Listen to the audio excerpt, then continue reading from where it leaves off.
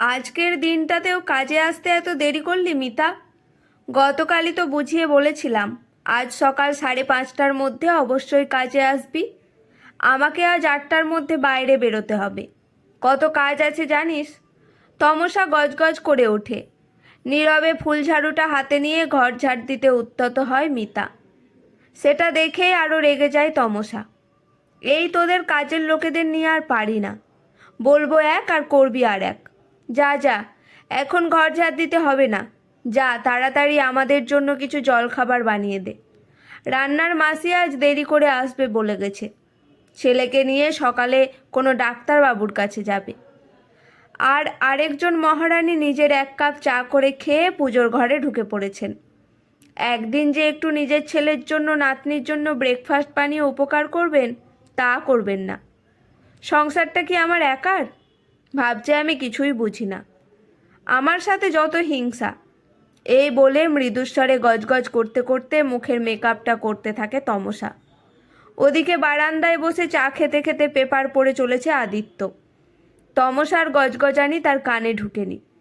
মেয়ে ঋতুজা উঠে স্নান সেরে স্কুল যাওয়ার জন্য প্রস্তুত হচ্ছে। আর পুজোর ঘরে গুনগুন করে মন্ত্রোচ্চারণ করছেন রত্নাদেবী, তমসার শাশুড়ি মা। মিতা ঝটপট জলখাবারের পরোটা বানাতে আরম্ভ করে। এ বাড়ির বর্তমান কর্তা আদিত্য একটা মাল্টিন্যাশনাল কোম্পানির ইঞ্জিনিয়ার। প্রতি মাসে মোটা অঙ্কের স্যালারি পায়। বৃদ্ধা মা একমাত্র মেয়ে ঋতুজা এবং স্ত্রী তমসাকে নিয়ে দক্ষিণ কলকাতার শ্রীতমা আবাসনের এই বিলাসবহুল ফ্ল্যাটে থাকে। মা রত্নাদেবীকে অত্যন্ত ভালোবাসে আদিত্য। নিজের এই অত্যাধুনিক ফ্ল্যাটে মায়ের পছন্দসই ঠাকুরঘর, ঠাকুরের সিংহাসন বানিয়ে দিয়েছে সে। রত্নাদেবীর বেশিরভাগ সময় কাটে তার এই পছন্দের ঠাকুর ঘরে এবং নাতনির সঙ্গে গল্প করে। ছেলে আদির মতোই নাতনি ঋতুজা ঠাম্মিকে ভীষণ ভালোবাসে। স্কুল থেকে ফিরে সে অনেকটা সময় ঠাম্মির সঙ্গে কাটায়। এমনকি ক্লাস 9-এ পড়লেও প্রতি রাতে ঠাম্মির কোলে শুয়ে তার গল্প শোনা চাই। আদিত্য বাড়ি ফিরে প্রতিদিন ফ্রেশ হয়ে মায়ের ঘরে চলে আসে। সে চুপচাপ মায়ের পাশে শুয়ে শুয়ে প্রাণ ভরে মায়ের গায়ের গন্ধ নেয় এবং মেয়ের সঙ্গে মায়ের মুখ থেকে বিভিন্ন গল্প শোনে। এজন্য তমসা রেগে গিয়ে অনেক সময় তাকে বলে, বুড়ো খোকা, মায়ের আঁচল ধরা ছেলে, মাতৃভক্ত বিদ্যাসাগর ইত্যাদি। উত্তরে আদিত্য শুধুই হাসে। কম বয়সে বাবা মারা যাওয়ার পর তার শিক্ষিকা মা অনেক ঝড়ঝাপটা সহ্য করে তাকে বড় করে তুলেছে। তাই জীবনের শেষ দিন পর্যন্ত সে তার মায়ের আঁচলের তলায় থাকতে চায়। কিন্তু তার অত্যাধুনিক স্ত্রী তমসার কাছে তার কথাবার্তা অতিরিক্ত সেন্টিমেন্টাল। তবে শিক্ষিতা তমসা এ ব্যাপারে স্বামীর কাছে সবসময় টিকটিক করে সংসারে তিক্ততা বাড়াতে চায়। কারণ সে জানে মায়ের ব্যাপারে আদিত্য কারো কাছ থেকে একটা কোনো বিপরীত কথা শুনবে না। তাই সে শাশুড়ির সঙ্গে সবসময় নিরাপদ দূরত্ব মেনটেন করে চলে। বিশাল বড় ফ্ল্যাটটার একদিকে চলে তমসার রাজত্ব, অন্যদিকে রত্নাদেবীর। শুধু কিচেন এবং ডাইনিং স্পেসটা কমন। রত্নাদেবী অবশ্য বৌমার সংসারে বা তার ব্যক্তিগত জীবনে কখনো মাথা ঘামান না। আর চিরাচরিত শাশুড়িদের মতো বৌমার ব্যাপারে কোনো মন্তব্য করেন না। তাই এ বাড়িতে শাশুড়ি বৌমার বাকযুদ্ধ একেবারেই নেই। রত্নাদেবী নিজের মতো বই পড়ে, লেখালেখি করে, বাগান করে, সময় কাটান। ছেলে আদি তাকে নিজের একটা লাইব্রেরি উপহার দিয়েছে। নিত্য নতুন বই আদিত্য আনিয়ে দেয়। সেসব নিয়ে ব্যস্ত থাকেন তিনি। ওদিকে তমসা ব্যস্ত থাকে তার লেডিস ক্লাব, পার্টি, বন্ধুবান্ধব এবং সমাজ সেবা নিয়ে। আজ যেমন আন্তর্জাতিক নারী দিবস। তাদের প্রগতি নারী জাগরণ সংঘ এ বিষয়ে সারাদিনব্যাপী অনুষ্ঠানের আয়োজন করেছে। এজন্য শহরের বুকে একটা বড় কমিউনিটি সেন্টার ভাড়া করা হয়েছে। সেখানে অনেক মান্যগণ্য ব্যক্তিবর্গকে আমন্ত্রণ জানানো হয়েছে। তমসা তাদের ক্লাবের প্রেসিডেন্ট। তাদের আবাসনের এবং পাশের আবাসনের অনেক মহিলাকে নিয়ে তিলে তিলে গড়ে তুলেছে তাদের এই ক্লাবটা। আগে সবাই ফেসবুকে নিজেদের একটা গ্রুপ দ্য লেডিজের সদস্য ছিল। তারপর অনেক চিন্তাভাবনা করে এই ক্লাব শুরু।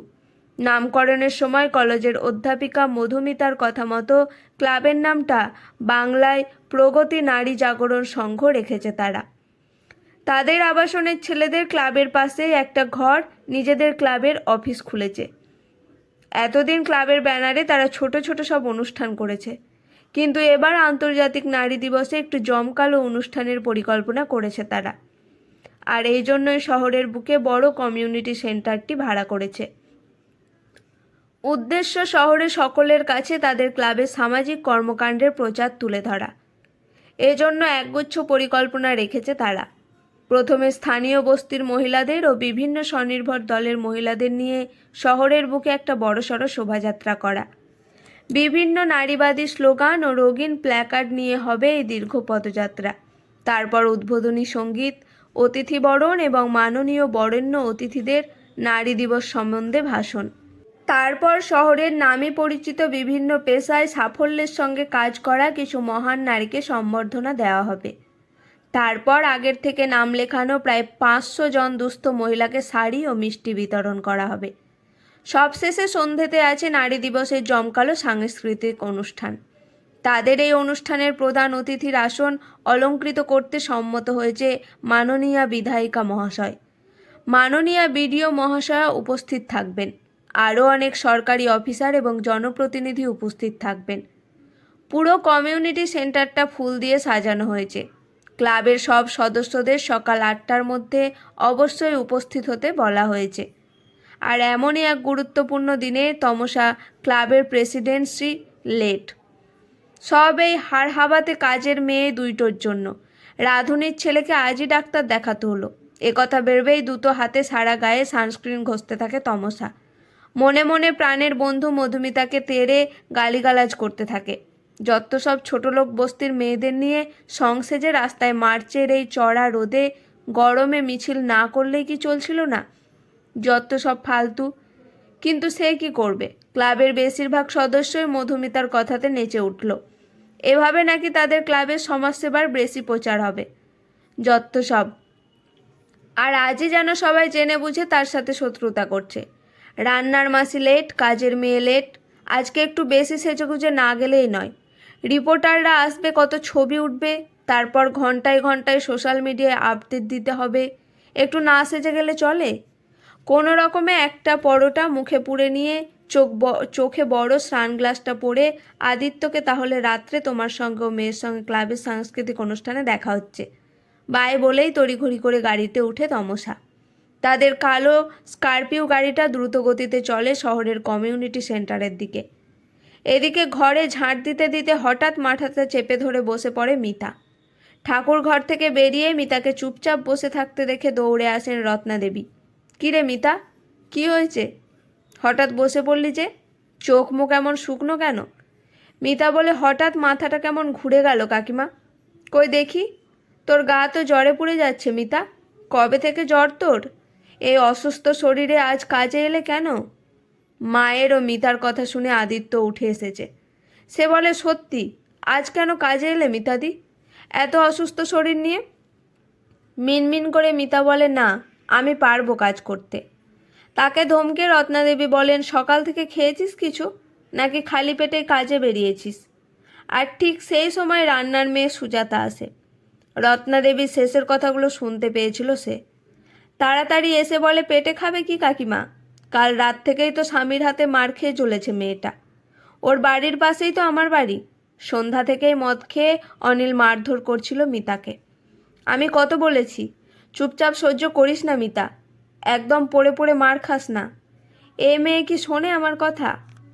মিতা ফোঁস করে কেঁদে ওঠে। স্বামীকে ছেড়ে, স্বামীর ঘর ছেড়ে দুটো ছেলে মেয়ে নিয়ে কোথায় যাব বলতে পারো কাকিমা?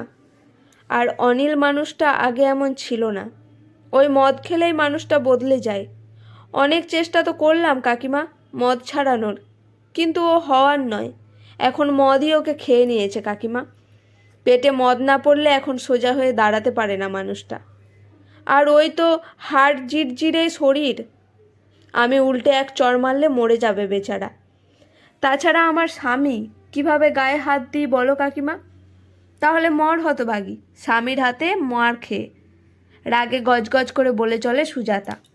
তারপর বলে, ও কাকিমা তাড়াতাড়ি বলো তোমার কি রান্না করে দেব?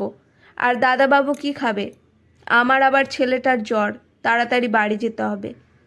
বিরক্তিতে ভ্রু কুঁচকে ওঠে রত্নাদেবীর। বলেন, তোরা আমাদের কি ভাবিস বলতো? তোদের বাড়িতে যদি আজ এত সমস্যা ছিল তাহলে বৌমাকে বলে আজকের দিনটা ছুটি নিতে পারতিস। আজকে আমাদের মা ছেলের রান্নাটা আমিই করে নিতাম। তোর ছেলে অসুস্থ, এখন তো ওর মাকে দরকার সুজাতা। আজকের দিনটা ওর কাছেই থাকতে পারতিস। আর মিতা, তোরও কোনো দরকার ছিল না জ্বর গায়ে কাজে আসার। জানিস আজকের দিনটা কি?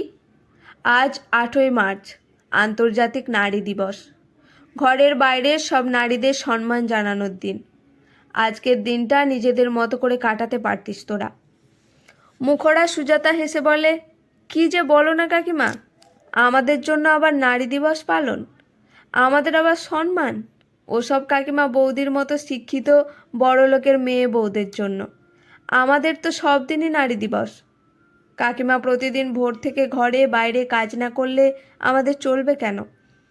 আর একদিন নারী দিবসের দোহাই দিয়ে আমাদের মতো কাজের মেয়েদেরকেও ছুটি স্বাধীনতা দেয় না কাকিমা। আমরা কাজের মেয়েরা, রান্নার মেয়েরা, আয়ামাসিরা একদিন না কাজে এলে তোমাদের সংসার অচল। শখ করে একদিন নারী দিবস পালন আমাদের শোভা পায় না। আর কি বললে? বৌদিকে বললেই বৌদি ছুটি দিত? তুমি জানো না কাকিমা, মাসে 4 দিনের বেশি কাজ বন্ধ করলেই বৌদি একদিনের টাকা কেটে নেয়। আর আমরা তো টাকার জন্যই ঘর ছেড়ে কাজে বেরিয়েছি, তাই না? তাই ছেলের জ্বর, নিজের শরীর খারাপ এসব না ভেবে আমাদের রোজই কাজে বের হতে হয়। পেটের জ্বালা যে বড় জ্বালা কাকিমা। সুজাতার কথাগুলো শুনে স্তম্ভিত হয়ে যায় রত্নাদেবী। সেভ করতে করতে আদিত্যর বাম গালটা কেটে যায়। মাসে 4 দিনের বেশি কাজ বন্ধ করলে তমসা কাজের মেয়েদের টাকা কেটে নেয়। সে তো এসবের কিছুই জানে না। স্ত্রী তমসাকে নিয়ে সে রীতিমতো গর্বিত। তাদের প্রগতির নারী জাগরণ সংঘ অনেক সামাজিক কাজ করে। দুর্গাপুজোয় দুস্থ মহিলাদের শাড়ি, পথশিশুদের জামা প্যান্ট, শীতে বয়স্কদের কম্বল বিতরণ করে। এতে তারাও পূর্ণ সমর্থন থাকে। খুশি খুশি অনেকবার নিজের সাধ্যমতো টাকা দান করেছে সে ওদের ক্লাবের তহবিলে। আর প্রদীপের নিচেই অন্ধকার। বাড়ির কাজের মেয়েদের সাথে তমসার এমন ব্যবহার। তাদের পুরো সংসারটাই তো চলে এই সুজাতাদি এবং মিতাদির কাঁধে ভর করে। তাহলে তমসাদের এই সমাজসেবা সবটাই কি প্রচার?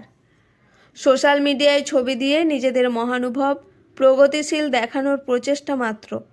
না, এ ব্যাপারে তমসার সঙ্গে কথা বলতে হবে, ভাবে আদিত্য।